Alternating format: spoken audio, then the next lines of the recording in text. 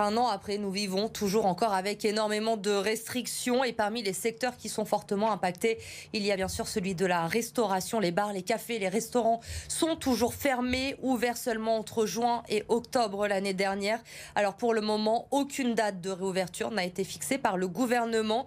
Mais Lucie Young, on avance petit à petit tout de même. Le gouvernement a présenté cette semaine un plan en 3 étapes en vue justement de cette réouverture. Oui, Elodie, c'est une lueur d'espoir, un pas en avant pour tous les professionnels du secteur.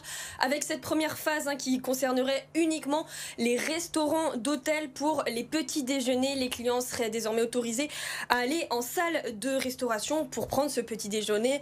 C'était peu arrivé depuis octobre. Ils étaient servis en chambre. En revanche, il faudra attendre la deuxième phase pour pouvoir retourner déjeuner ou dîner dans les restaurants. La deuxième phase qui prévoit en effet la réouverture totale des terrasses et des salles en intérieur avec une jauge limitée à 50% de la capacité d'accueil.